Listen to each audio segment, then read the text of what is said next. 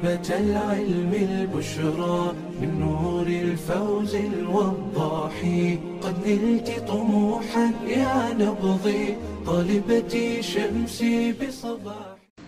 السلام علیکم ورحمۃ اللہ وبرکاتہ. بسم اللہ والصلاة والسلام علی رسول اللہ. الحمد للہ.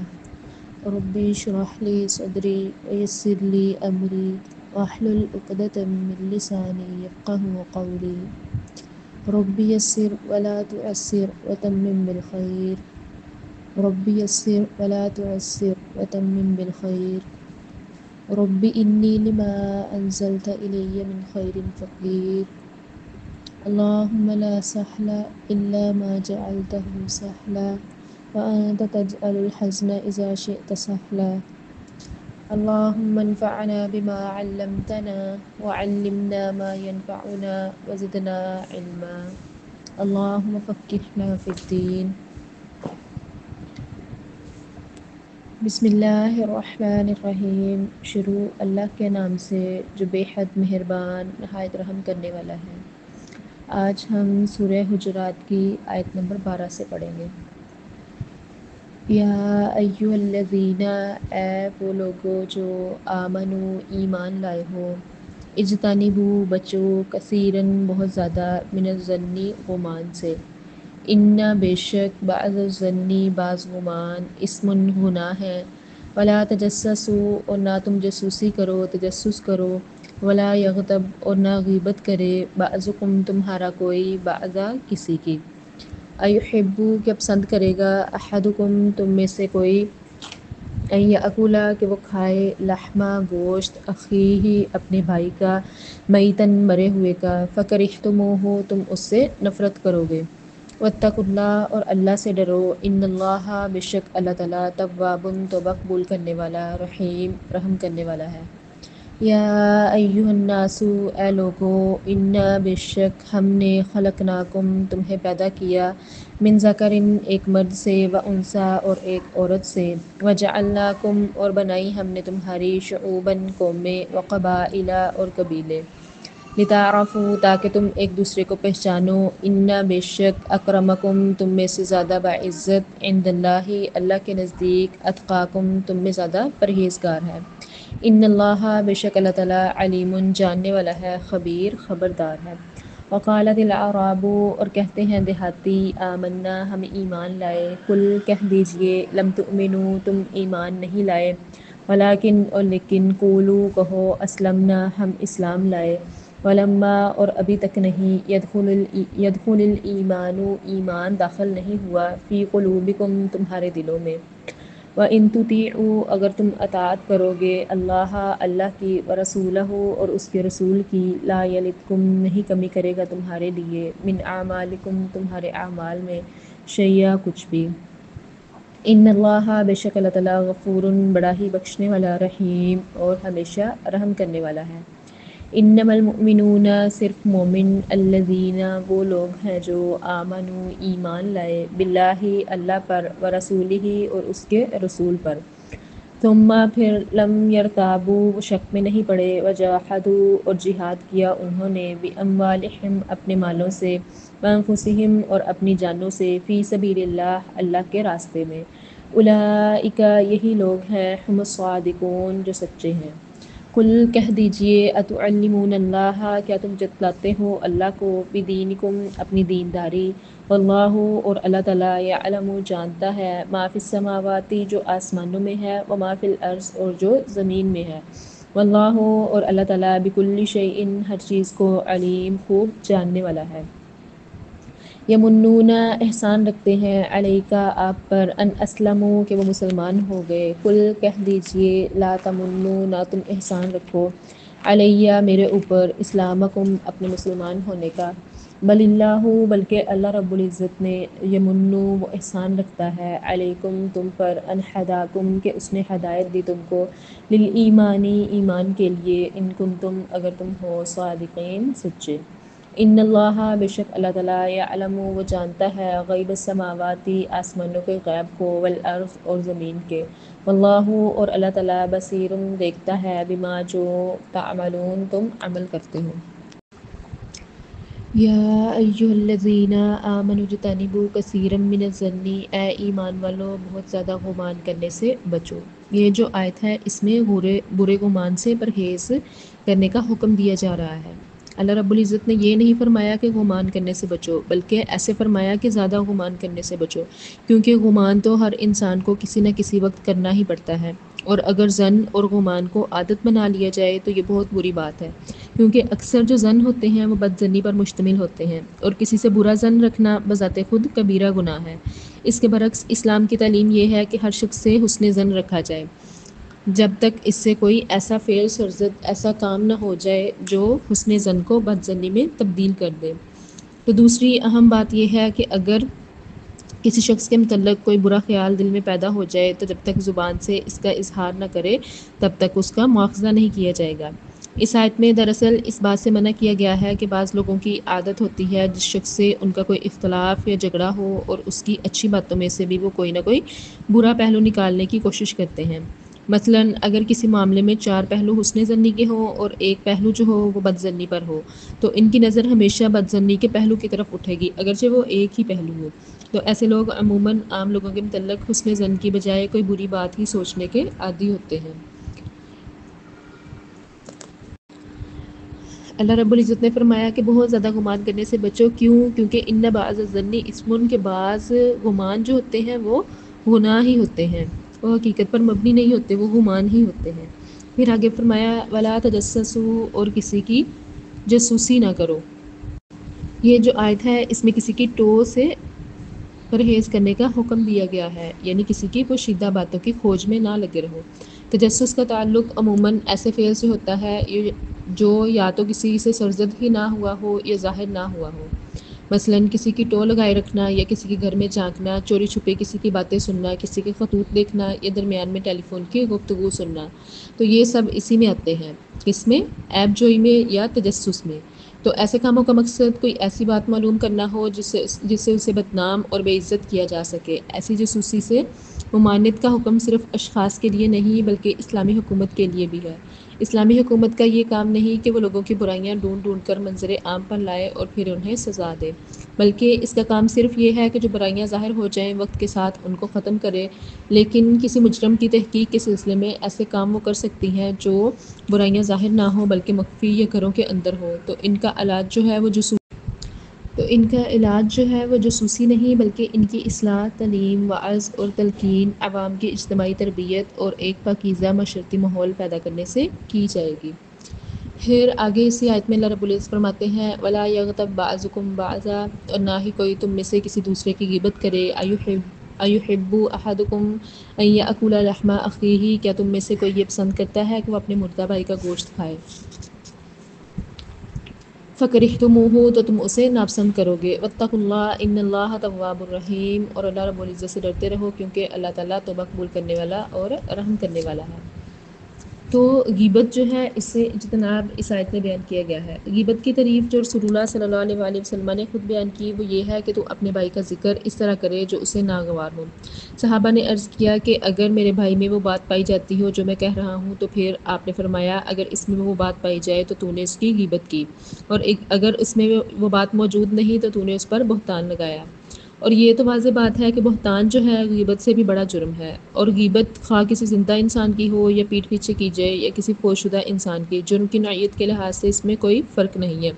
غیبت کو اللہ تعالیٰ نے اپنے مردہ بھائی کا گوشت کھانے کے مترادف قرار دیا ہے، کیونکہ غیبت کرنے والا اس کی عزت پر حملہ آور ہوتا ہے جیسے اسے کاٹ کاٹ کر کھا رہا ہو، اور مردہ اس لیے کہا کہ جس کی غیبت کی جا رہی ہے وہ پاس موجود نہیں ہوتا۔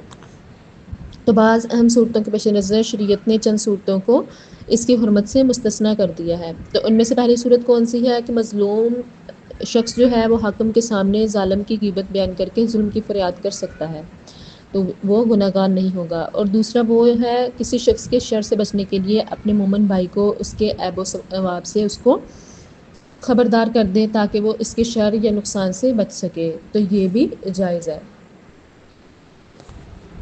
یا ایھا الناس انا خلقناکم من ذکر و انثی، اے لوگو ہم نے تمہیں ایک مرد اور ایک عورت سے پیدا کیا، وجعلناکم شعوبا وقبائل لتعارفوا، اور ہم نے تمہاری ذاتیں اور قبیلے اس لیے بنائے تاکہ تم ایک دوسرے کو پہچان سکو۔ ان اکرمکم عند اللہ اتقاکم ان اللہ علیم خبیر، اور تم میں سے سب سے زیادہ قابل احترام، قابل عزت وہی ہے جو تم میں سے سب سے زیادہ پرہیزگار ہے۔ تو اللہ رب العزت سب کچھ جاننے والا اور باخبر ہے۔ یہ جو آیت ہے اس میں اقوام جو ہے ان کی لڑائی جھگڑوں کی بنیاد اور پھر ان کی روک تھام کے متعلق بیان کیا گیا ہے۔ موجودہ دور میں قوم، وطن، رنگ، نسل اور زبان پر 5 خدا یا معبود بنا لیے گئے ہیں۔ انہی میں سے کسی کو بنیاد قرار دے کر پوری انسانیت کو کئی گروہوں میں تقسیم کر دیا گیا ہے، جو آپس میں ہر وقت ایک دوسرے سے لڑنے کے لیے تیار رہتے ہیں۔ کسی کو قومیت پر ناز ہے، مثلاً کوئی جرمن یا انگریز قوم سے تعلق رکھتے ہیں، کوئی سفید رنگ کی نسل ہونے پر فخر کرتا ہے، کوئی سید اور فاروقی یا صدیقی ہونے پر ناز کرتا ہے۔ تو ان چیزوں کو تفاخر اور تنافر کا ذریعہ بنا دیا گیا ہے، حالانکہ سب انسان ہی آدم و حوا کی اولاد ہیں۔ یہ آیت ایسے معبودوں یا دوسرے الفاظ میں دیگر فتنہ فساد اور ایسی جنگیں کہ جن کے ختم ہونے کا کوئی امکان ہی نہ ہو، تو یہ جو آیت ہے ایسی جنگوں کو اور ایسے فتنہ فساد کو جڑ سے اکھاڑ کر پھینک دیتی ہے۔ تو پھر آگے اسی آیت میں اللہ رب العزت فرماتے ہیں اِنَّ أَكْرَمَكُمْ عِندَ اللہِ أَتْقَاكُمْ، کہ یہ جو تمہارے قبیلے ہیں، یہ جو تمہاری ذاتیں ہیں، یہ تمہیں عزت و تکریم نہیں دے سکتی اللہ رب العزت کے ہاں، لیکن جو تقویٰ ہے وہی اللہ کے ہاں آپ لوگوں کا مرتبے کو بلند کر سکتا ہے۔ تو اللہ تعالیٰ فرماتے ہیں، تو اللہ رب العزت فرماتے ہیں کہ ہم نے تو تمہارے قبیلے اور قومیں اس لیے بنائی تھی کہ تم ایک دوسرے سے الگ الگ پہچانے جا سکو۔ مثلاً 2 شخصوں کا نام زید ہے اور دونوں کے باپ کا نام بکر ہے، تو الگ الگ قبیلہ یا برادری سے متعلق ہونے کی وجہ سے ان میں امتیاز ہو جائے گا۔ تو پھر کیا تم نے یہ ظلم ڈھایا کہ ان چیزوں کو تفاخر اور آپس میں نفرت کا ذریعہ بنا لیا؟ کوئی نسل کی بنیاد پر شریف اور اعلیٰ درجہ کا انسان بن گیا اور دوسروں کو حقیر اور ذلیل سمجھنے لگا، تو کوئی قوم، وطن یا رنگ اور زبان کی بنیاد پر بڑا بن کر بیٹھ گیا۔ ان سب چیزوں کے بجائے اللہ رب العزت نے عزت و شرف کا معیار جو ہے وہ تقویٰ قرار دیا، یعنی جتنا کوئی شخص گناہوں سے بچنے والا اور اللہ سے ڈرنے والا ہوگا اتنا ہی وہ اللہ کے نزدیک محترم اور معزز ہوگا۔ اسی مضمون کو رسول اللہ صلی اللہ علیہ وآلہ وسلم نے اپنے آخری خطبہ حجۃ الوداع میں جو نہایت اہم دستوری دفعات پر مشتمل تھا، آپ نے ایسے فرمایا، کسی گورے کو کسی کالے پر اور کسی کالے کو کسی گورے پر، کسی عربی کو عجمی پر اور عجمی کو عربی پر کوئی فضیلت نہیں۔ ہاں اگر فضیلت ہے تو وہ صرف تقویٰ کی بنیاد پر ہے، کیونکہ تم سبھی آدم کی اولاد ہو اور آدم مٹی سے پیدا کیے گئے تھے۔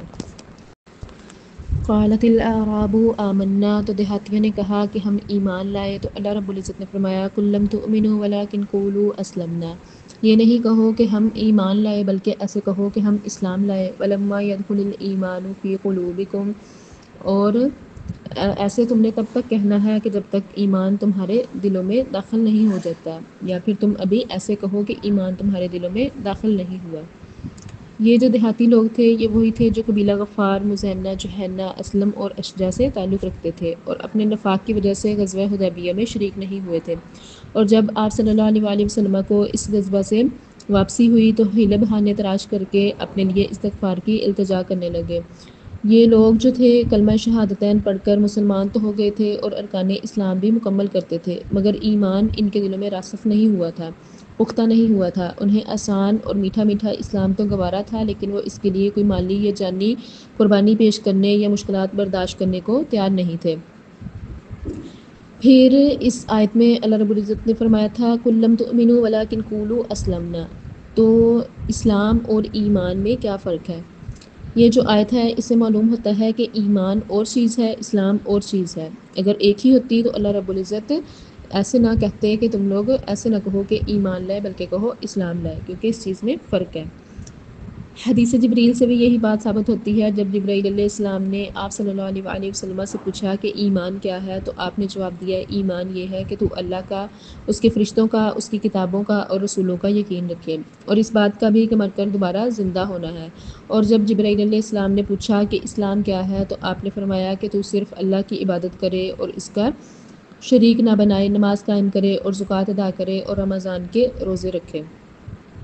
تو یہ جو حدیث ہے اس سے معلوم ہوتا ہے کہ ایمان کا تعلق دل کے افعال سے ہے اور اسلام کا ظاہری اعمال سے. یہ ان میں فرق کا پہلو ہے، اور مماثلت کا پہلو یہ ہے کہ اگر ارکان اسلام کو باقاعدہ اور خلوص نیت سے ادا کیا جائے تو اس سے ایمان میں اضافہ ہو جاتا ہے، اور ایمان میں اضافے سے ظاہری اعمال میں حسن پیدا ہوتا ہے. اس لحاظ سے ایمان اور اسلام ایک دوسرے کے لیے لازم و ملزوم بن جاتے ہیں. منافقوں میں کمی یہ ہوتی ہے کہ ان کے اعمال میں نہ خلوص ہوتا ہے اور نہ ہی حسن عمل، تو ان کا ایمان شہادتین سے آگے بڑھتا ہی نہیں، یعنی ایمان یا یقین ان کے دلوں میں پختہ نہیں ہوتا. اسی بات کو اللہ تعالیٰ نے ایمان نہ لانے کے مترادف قرار دیا ہے. وَإِن تُطِيعُوا اللَّهَ وَرَسُولَهُ لَا يَلِتْكُم مِّنْ أَعْمَالِكُمْ شَيْئًا إِنَّ اللَّهَ غَفُورٌ رَحِيمٌ. اور اگر تم اللہ اور اس کے رسول کی اطاعت کرو تو اللہ رب العزت تمہارے اعمال سے کچھ بھی کمی نہیں کرے گا. بے شک اللہ رب العزت بہت ہی بخشنے والا اور رحم کرنے والا ہے. یعنی اب بھی اگر تم اپنا رویہ درست کر لو اور دل و جان سے اللہ اور اس کے رسول کی اطاعت کرنے لگو تو اللہ تمہارے سابقہ اعمال کا اجر تمہیں دے دے گا، اس میں کچھ بھی کمی نہیں کرے گا، اور تمہاری سابقہ خطائیں بھی معاف کر دے گا. انما المؤمنون الذين آمنوا بالله ورسوله ثم لم يرتابوا وجاهدوا بأموالهم وأنفسهم في سبيل الله أولئك هم الصادقون. اور حقیقی مومن جو ہیں ان کی اب تعریف بیان کی جا رہی ہے کہ حقیقی مومن تو وہ لوگ ہیں جو اللہ اور اس کے رسول پر ایمان لائے، پھر اس کے بعد شک میں نہیں پڑے اور اپنی جانوں اور مالوں سے اللہ کی راہ میں جہاد کیا. یہی لوگ سچے مسلمان ہیں. اس آیت میں مومنوں اور منافقوں کا مقابلہ پیش کیا گیا ہے. یعنی حقیقی مومن اللہ، اس کے وعدوں اور اس کے رسول پر پوری طرح یقین رکھتے ہیں، وہ مفاد پرست نہیں ہوتے، جو کچھ اللہ اور اس کے رسول کہے فوراً اس کی اطاعت کرتے ہیں اور ضرورت کے وقت جان و مال کی قربانیاں بھی پیش کر دیتے ہیں. منافقوں کی طرح بہانوں سے فرار کی راہ اختیار نہیں کرتے. تو ایسے ہی لوگوں کو اللہ رب العزت نے فرمایا اولئک هم الصادقون کہ یہی لوگ سچے ہیں. یعنی ان کی صفات بیان کی. پہلی صفت کون سی؟ کہ وہ ایمان لاتے ہیں اللہ اور اس کے رسول پر، پھر ایمان لانے کے بعد شک جو ہوتا ہے اس کو چھوڑ دیتے ہیں، پھر اس کے بعد وہ جہاد کرتے ہیں اپنے مالوں کے ساتھ، اپنی جانوں کے ساتھ. پھر ایسے ہی لوگوں کو اللہ رب العزت نے راست باز کہا ہے. قُلْ أَتُعَلِّمُونَ اللَّهَ بِدِينِكُمْ، کیا تم احسان جتلاتے ہو اللہ رب العزت کو اپنی دینداری کا. ان لوگوں نے رسول اللہ صلی اللہ علیہ وسلم کے پاس آ کر یہ کہا تھا کہ ہم اسلام لے آئے، اور ان کا اسلام لانا چڑھتے سورج کو سلام کرنے کے مترادف تھا. وہ اسلام لا کر اپنے جان اور مال کی حفاظت اور مال غنیمت سے اپنا حصہ طلب کرنا چاہتے تھے. اللہ تعالیٰ نے اس کے جواب میں فرمایا کہ جیسا تم اسلام لا رہے ہو اللہ کو اس کا ٹھیک پتہ ہے، اور جس غرض کے تحت لا رہے ہو وہ بھی اس کو معلوم ہے. واللہ یعلم ما فی السماوات و ما فی الارض، اور اللہ رب العزت جانتا ہے جو کچھ آسمانوں میں ہے اور زمین میں ہے. واللہ بکل شیء علیم، اور وہ ہر چیز کو جاننے والا ہے. یعنی اللہ رب العزت آسمان اور زمین کی ہر چیز کو جاننے والا ہے، اس لیے تم ایمان لا کر اسلام لا کر اس کو جتلاؤ نہیں.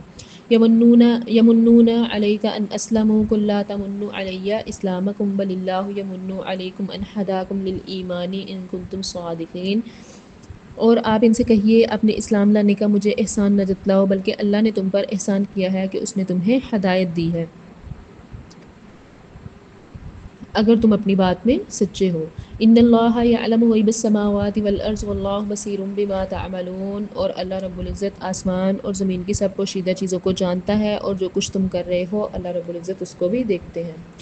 تو جو دیہاتی قبائل تھے ان کا اسلام لانا کس غرض کے تحت تھا؟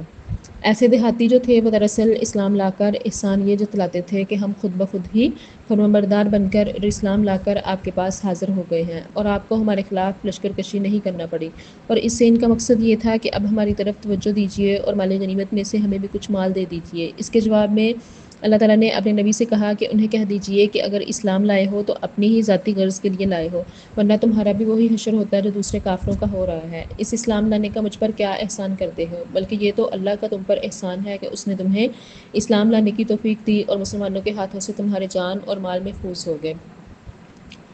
پھر اگر تم دیکھتے کہ اسلام جو ہے وہ مغلوب ہو رہا ہے تو تم لوگ اسلام کو چھوڑ دیتے. اگر تم لوگ اپنے ایمان لانے میں سچے ہو تو پھر تمہیں یہ بات کہتے ہوئے شرم آنی چاہیے تھی. جیسے ایک بادشاہ اگر کسی کو ملازم رکھ لے تو یہ بادشاہ کا ملازم پر احسان تو ضرور ہوتا ہے، مگر ملازم اسے کسی صورت یہ نہیں کہہ سکتا کہ میں تمہاری خدمت کر کے تم پر احسان کر رہا ہوں. اس لیے ہمارا اسلام لانا، ہمیں ہدایت کا مل جانا، یہ اللہ رب العزت کی ہم پر بہت بڑی مہربانی ہے، اور ہم اس کا احسان نہیں جتلا سکتے کہ ہم اسلام لائے ہیں اور ہم نیک اعمال کرتے ہیں۔ اللہ رب العزت نے بہت ساری مخلوق پیدا کی ہے جو اس کی عبادت کرتی ہے، تو ہماری عبادت کی قطعاً اس کو ضرورت نہیں ہے، بلکہ ہمیں اللہ رب العزت کی ضرورت ہے۔ وَأَقُولُ قَوْلِي هَذَا وَأَسْتَغْفِرُ اللَّهَ لِي وَلَكُمْ وَلِسَائِرِ الْمُؤْمِنِينَ وَالْمُؤْمِنَاتِ۔ السلام علیکم ورحمۃ اللہ وبرکاتہ۔ علم الشريعة غيث سح وابله، فافتر قلب الفتى غضا وريانا. لله در امرئ أفنى شبيبته، يتلو ويحفظ إسنادا وقرآنا.